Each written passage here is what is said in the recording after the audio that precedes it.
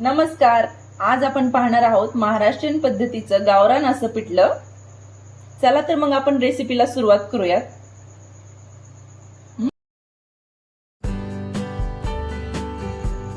आपण इथे पाहूयात पिठल्यासाठी लागणारे साहित्य. त्यासाठी मी घेतले आहे 1 वाटी बेसन, 2 मध्यम आकाराचे कांदे चिरून घेतले, बारीक चिरलेला कांदा, बारीक चिरलेली कोथिंबीर, जिरे, मोहरी, हळद.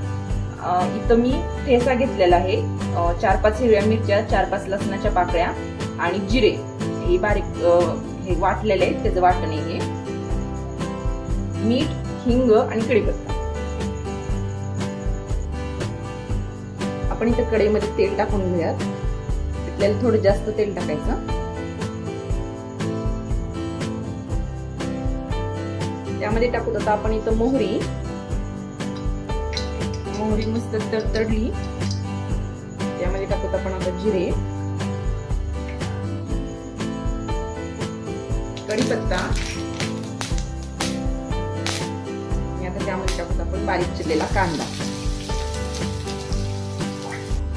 आपण ते व्यवस्थित परतून घेऊया. इथे ना कांदा जास्त लाल नाही करायचा, फक्त मऊ होईपर्यंत परतून घ्यायचा कांदा. आणि पिठल्याला ना थोडा जास्ती कांदा छान लागतो बेसन मध्ये.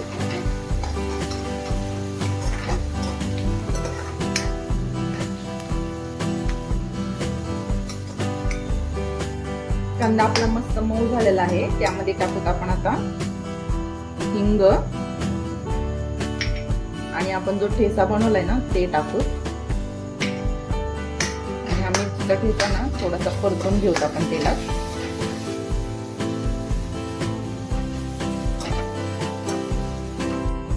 टाकूत आपण हळद,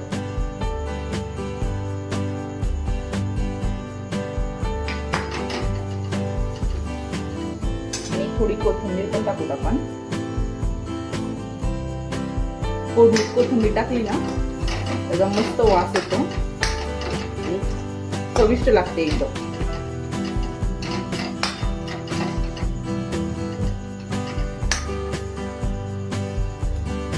आपण त्यामध्ये टाकूयात पाणी. मी इथे एक वाटी बेसनाला 6 वाटी पाणी घेतलेले, म्हणजे 5 ते 6 वाटी पाणी लागतं त्याला. कारण हे बेसन ना असं पातळच छान लागतं, जास्ती घट्ट नाही चांगलं वाटत. तर आपण ह्याला एक उकळी आणून देऊया. त्यामध्ये टाकूत आपण मीठ,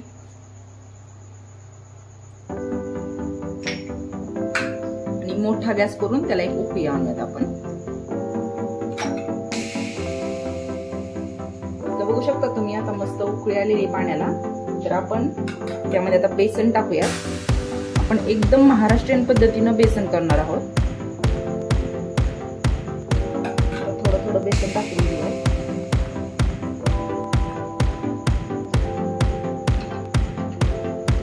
थोडं बेसन टाकायचं, त्याच्या गुठळ्या मारून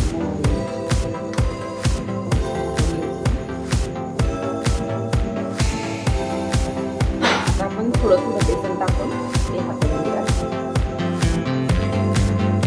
गुठळ्या बनवून घ्यायच्या. त्यामध्ये थोडा गुठळ्या असेल ना तरच हे पिठलं छान लागतं.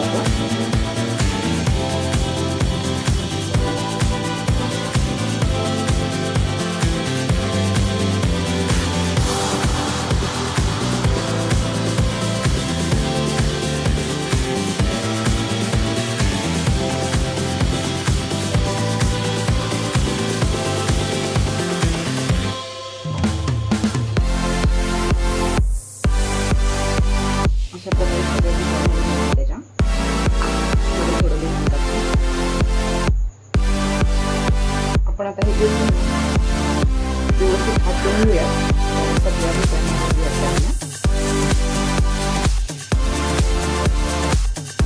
आणि बेसन त्यामध्ये टाकताना ना गॅस कमीच ठेवायचा, गॅस मोठा नाही करायचा, म्हणजे जास्त गुट्टा नाही.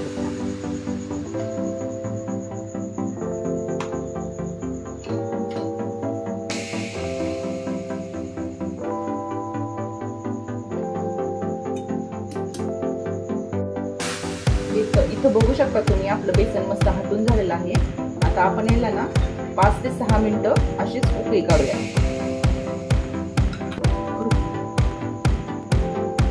तुम्ही इथं बघू शकता 5 ते 6 मिनिटं झालेले आहे. मस्त चटचट करतंय बेसन. आणखीन 2 मिनिटं आपण होऊन देऊया बारीक गॅसवर. इथं आपले पिठलं तयार आहे. आपण आता गॅस बंद करूयात आणि चला तर मग सर्व करायला घेऊया.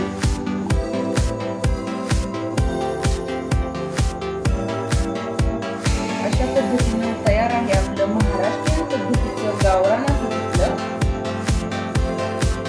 तर रेसिपी आवडल्यास ट्राय करा आणि चॅनलला नक्की सबस्क्राईब करा. धन्यवाद.